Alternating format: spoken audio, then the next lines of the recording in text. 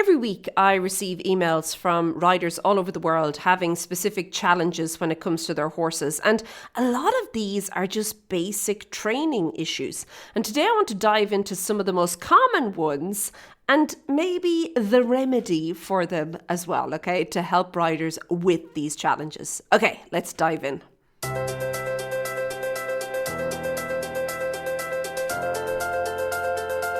Hey there, and welcome to the Daily Strides podcast. My name is Lorna Leeson. I'm an equestrian trainer and coach, and I help riders who are feeling a little bit overwhelmed and just confused regarding training their horse and all the principles and all the different things, gain a little bit of clarity and also communicate it as well. Okay, so today I want to dive into a couple of the common issues that seem to crop up time and again when it comes to riders and what's happening when they're working with their horses. And of course, I kind of feel like I've crowdsourced this one a little bit, okay? Because I actually went into the inbox and we began kind of plucking ones out, and it was like, oh yeah, that one, oh this one, oh look at that one.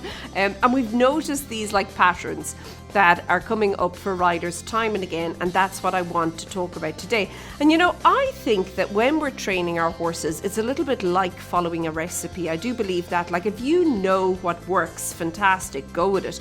But if you're missing or you move things around, have you ever noticed in a recipe, if you don't add the things the way they tell you to add the things, okay, at that point in the making process, it very often changes the outcome. It changes the thing you come out with at the end of it. Well, horse riding's the same. I just help riders to figure out maybe what's missing from their training programs, or where potentially they've gotten a little bit ahead of themselves and they need to bring it back a step or two. Okay, so one of the most common things that we get is something to do with the horse not going forward. Okay, so people can say it many different ways. My horse doesn't want to move. My horse won't go forward. I can't get my horse to canter. My horse doesn't want to trot. Okay, there's lots of different ways we could say this, but at the end of the day, it's all about forwardness. Now, I covered forwardness a couple of episodes ago, so you can go back and find that one if you're keen to learn a little bit more and you're interested about this. But believe me when I say, if you and your horse do not have forwardness, you don't have anything, because nothing else regarding training and actually, I suppose, working together as a team to achieve an outcome, nothing else can come after that. Forwardness is the absolute, it's a requirement, okay? You need it, like absolutely need it. And I think that a lot of the times riders don't want to accept that. They want to work on the more complicated or the more interesting, the fancy things, okay? But rather, take a step back and just sit down with yourself and say, hold on, can we establish and then maintain forwardness throughout the ride, okay? And not only forwardness physically, but also mentally. Are we thinking forward? Meaning you and your horse. That's the we, okay? And how are we responding, okay? Or taking action? Are we doing it from this place of forwardness, or are we getting a little bit stuck in the mud? I think that one of the ways you can think of this is, have you ever tried to cycle a bicycle really, really slowly and remain on a straight line? Becomes pretty tough, eh? It's a toughie. Or have you ever tried to steer a car that wasn't actually running, it wasn't going anywhere? Okay, it again, and I mean it's not switched on, but again, it's a toughie. Okay, forwardness really and truly is essential. Like, you can go to the fancy parts, to the suppleness and to the straightness and to, all the fancy things like collection and stuff like that. But at the end of the day, if you are not thinking and working forward, and I mean you, meaning you and your horse, you won't be able to achieve them, okay? You might get something that is a limited version and a very low quality version, but it won't be the full thing, okay? So that is really important. The other thing is that I think a big misconception around forwardness is that you have to actually be moving forward. No, you don't. You see, forwardness is just about energy and that sense of purpose, okay? And the need to kind of work forward to actually just be thinking about the next thing. So for example, in a halt, it's something that's really important. And I do think it is the foundation of everything when it comes to training your horse. So it's something well worth looking at. Okay, the second thing we got is that my horse is very tense. too tense, okay? Now, sometimes this can also show up as being a little bit lazy, okay? You can either have too much or too little. You really want to be Goldilocks in this situation, because at the end of the day, anything to do with tension is to do with relaxation. And when we're talking about relaxation, we really want to have this true relaxation when it comes to training. And relaxation when training a horse has nothing to do with relaxation that we people like to think about for ourselves, okay? Relaxation means you're actually managing tension, which I suppose maybe is a little bit like relaxation for us, okay? But yeah, it is really and truly, it's about you being able to, first of all, gauge how much tension do I need here to be present in order to effectively get this done for me and my horse, okay? He's bringing his tension, I've got my tension. How much do we need? And then from there, when we transition into something different, something new, whatever, how much do we need then? And being able to smooth it out in between, okay? It's really, really important to understand that the tension comes from both your body and also your horse's body. And tension is absolutely essential. Like, you need tension. Without it, you'd all fall down, okay? Everybody would fall over.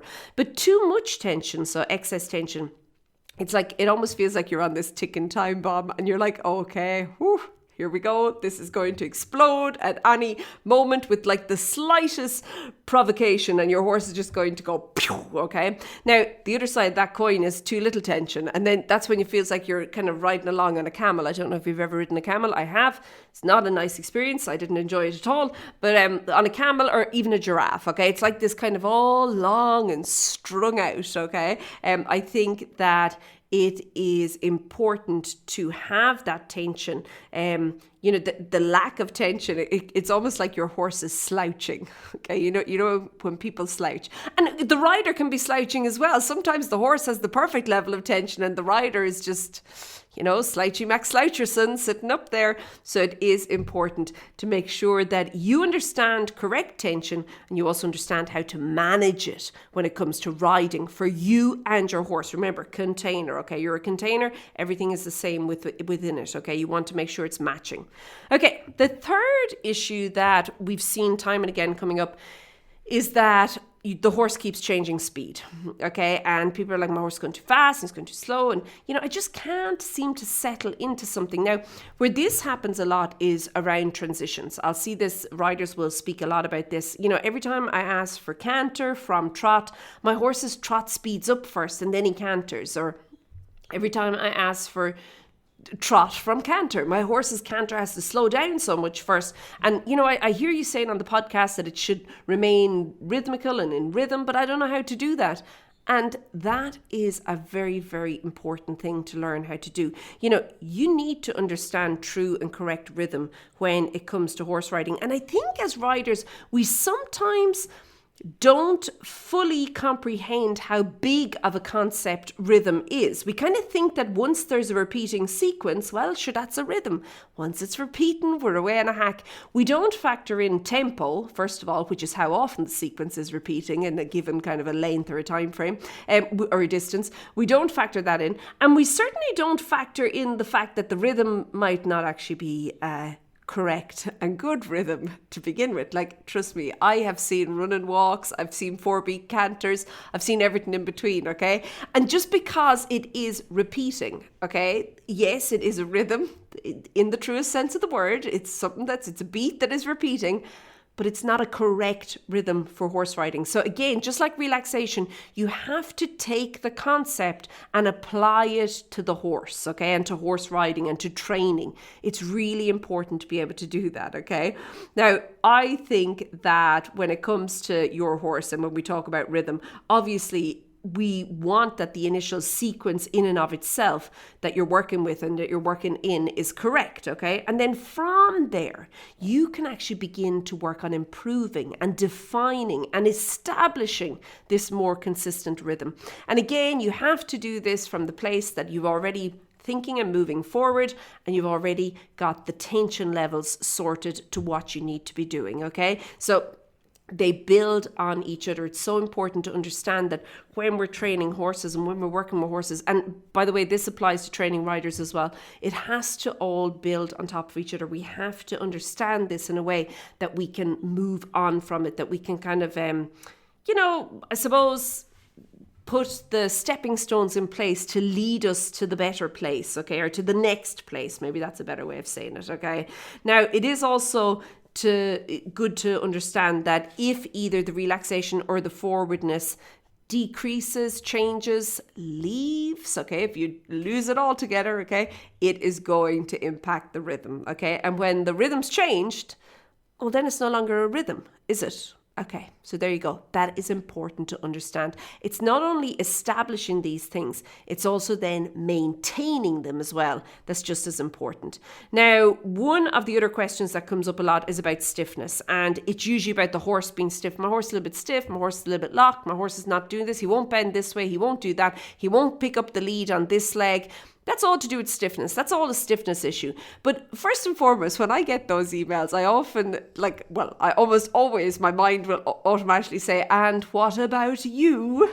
Okay, because so often there's this direct correlation between the riders and the horses, okay, and especially when it comes to suppleness, okay. I think that for many riders, they just don't understand true suppleness and what it is when it comes to training a horse, okay? It's not just stretches before you ride with a carrot, okay? And it's not just bends or circles. Suppleness, first of all, requires everything else we've just spoken about to be in place, first and foremost, okay? But also suppleness is about, once these things are in place, how the energy flows. That's what suppleness is. It's the flow of the energy, okay? And that is really the best way. If you think about yoga and how there's this kind of consistent flow of the energy through it, it's not sticky, it's not tight, it's certainly not jerky. It's just this this flow, okay? That's what you need to work on when you're thinking about your horse's suppleness. How does it flow? Because once you have the flow sorted, then you can start getting into the more fancy stuff, okay? Then we can start beginning to establish the contact, which is then gathering, channeling, directing the flow a little bit more with your horse. But in order for you to get to that point, all of these other things have to be in place first, and it is so important to understand first of all these concepts, and then understand how you can begin to communicate this to your horse in a way that is going to help you both develop your skills. Okay, if this is something you would like to go deeper into, if you want to know all of the ins and outs, you want to how does it all fit together? How do I make it work with my horse? Where do I even begin? Which part are we missing? What's going on? You need to go over and check out Homeschooling Your Horse, okay? This is my new program. It is brand spanking new, and we're going to be kicking off at early September. I'm so excited for it. I cannot wait. We're choosing this limited number of riders so that I can personally work with you if you're in here, okay? And that we can get you some momentum, some progress, but not only that, get you unstuck in your riding. If you're keen to find out all the details, pop over to homeschoolingyourhorse.com. All of the details are there. And if you think it's a good fit, I would love if you would join me inside of it. I am so excited to start this program. I think it's going to be the best one yet. The team is all set up to help and support everyone as well.